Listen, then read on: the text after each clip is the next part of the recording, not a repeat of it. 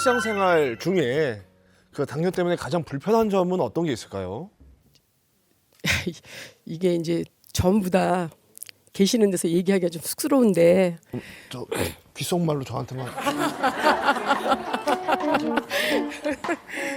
당뇨가 있다 보니까 시간 이렇게 화장실을 가게 돼요. 근데 어떨 때는 이제 화장실 가다가 이제 실례를 하는 경우도 있고, 예, 그리고 또 이제 막 못 갈 때가 많이 있잖아요. 지금 뭐 그래서 오늘도 사실은 여기 오기가 상당히 좀 부담스러웠었어요. 예, 어딜 가려고 그러면 이렇게 막 기저귀 같은 걸 막 챙겨 갖고 가야 되고 상당히 좀 어려워요. 아직 나이도 그렇게 뭐 한참 나이인데 이게 나이 많으신 막 90세 넘으신 할머니도 아주 건강하게 다니시는데 제가 벌써부터 그런다고 하니까 제가 막 그 자존감도 떨어지고 어떨 때는 막 우울증도 오고요. 좀 그런 게 있어요.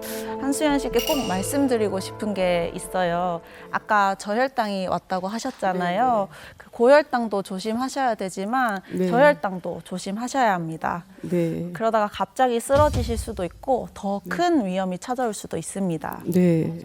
네, 이 저혈당의 원인이 혈당 스파이크 때문일 수 있는데요. 일반적으로 혈당은 밥을 먹어도 140을 넘기지 않고 이 혈당이 비슷하게 유지됩니다. 이 높이가 비슷하죠.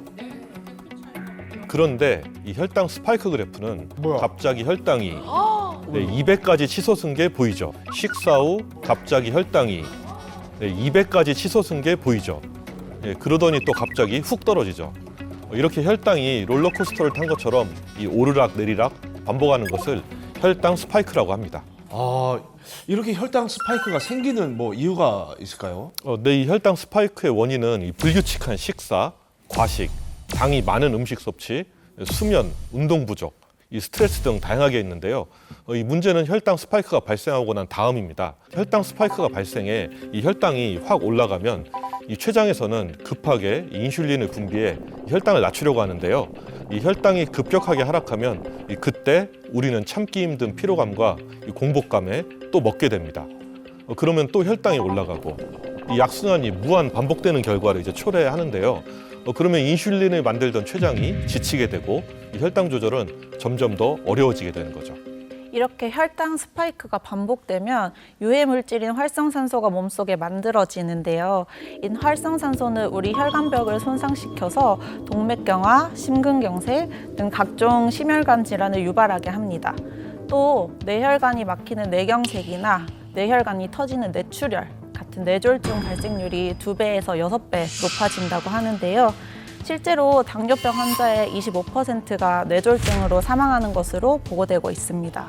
네, 여기서 끝이 아닙니다. 이 혈당이 떨어졌는데 음식물을 제때 섭취하지 못하면 이 그대로 저혈당 쇼크가 발생할 수 있습니다.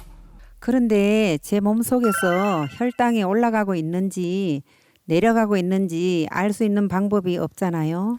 혈당을 재지 않더라도 혈당 스파이크가 일어나고 있는지 알 수 있는 방법이 있습니다.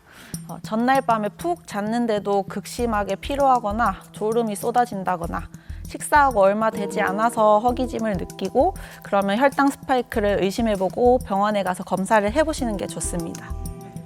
근데 저는 이제 언제부턴가 저도 이제 걱정이 되니까 뭐 이렇게 빵이나 이제 맨 밥 같은 거, 흰밥 같은 거는 좀 주의를 하고 있거든요. 그러니까 최대한 탄수화물을 많이 줄여서 안 먹으려고 노력을 하는데 그런데도 왜 혈당 조절이 안 되는 걸까요?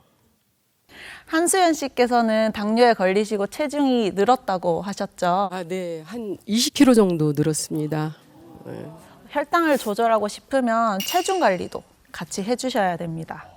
당뇨랑 비만이 각기 다른 질병인 것 같지만 사실은 두 질환이 서로 연결되어 있다고 보시면 되는데요. 실제로 제2형 당뇨병 환자의 절반이 비만한 것으로 알려져 있고요.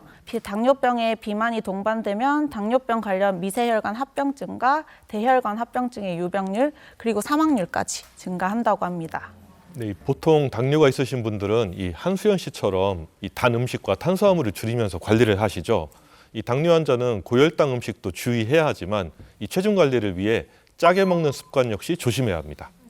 아니 살찌는 거라면은 탄수화물만 조심하면 되는 거 아닙니까? 네, 그렇지 않습니다. 이 나트륨은 위장관의 운동 속도를 높여 이 음식이 빨리 소화되게 만들어 허기를 자주 느끼게 하고 이 뇌에 이 맛있다는 자극을 줘 이 신체 필요량보다 과하게 이 음식을 섭취하게 하는데요.